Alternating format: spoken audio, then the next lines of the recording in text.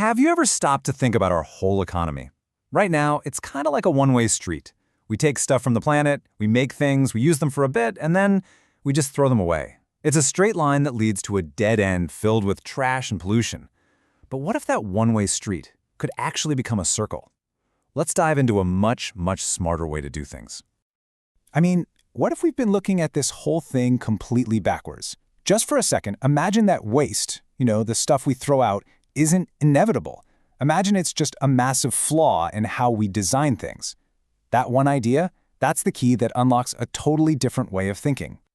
Okay, so before we can get to the solution, we have to really understand the problem. We need to get a handle on the system we're all living in right now. It's the foundation of pretty much everything we do, and it has a simple, but pretty problematic name: the linear economy. And it really is this simple. We take raw materials out of the earth, we make them into products, and then, when we're done, we dispose of them. Take, make, dispose. It's just a straight line, and basically every single product is on a one-way trip to becoming garbage. This slide really puts the two paths side by side perfectly. Over on the left, you've got our current setup, the linear economy, which is just, it's designed to end in pollution and us running out of stuff. But on the right, you see a completely different approach. It's one where things are built to last, materials get used over and over, and waste actually becomes something valuable. So how do we get from that dead-end street to a perfect circle? This next part is all about the big, game-changing idea, closing the loop. And here it is, the main idea in a nutshell. It's an economic system that's literally built to get rid of waste and to keep all our resources in the game for as long as humanly possible. The most important thing to get is that we stop seeing the end of a product's life as garbage, and we start seeing it as the beginning of a brand new cycle. Now, to make this happen, we can think about it with these 5 powerful actions. And believe me, this goes way beyond just your recycling bin. It all starts with reduce. That's just using less stuff in the first place. Then you've got reuse, finding a new job for something instead of tossing it. Next up, repair. Actually fixing things when they break instead of just buying a new one.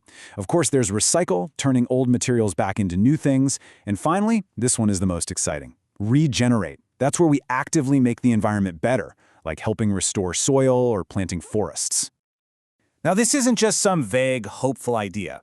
There's a real, practical strategy behind it. It's a game plan, and it's built on 3 key principles. Let's check them out. So this is basically the blueprint. Principle 1 is all about thinking ahead, designing products so waste doesn't even have a chance to get created. Principle 2 is about getting the most value out of everything, keeping stuff useful for as long as possible by reusing and repairing it. And Principle 3, this is the most ambitious one. It's about actively making nature healthier, not just taking from it. Okay. Theory is great, but what does this actually look like when the rubber hits the road? Let's make this super concrete with a simple, real-world example anyone can picture: a hotel. Just take a look at this table. It shows exactly how it works. A simple action, right? Like getting rid of single-use plastics. The direct result is less plastic waste. Or composting food scraps. That doesn't just eliminate trash, it creates awesome fertilizer for the garden. See?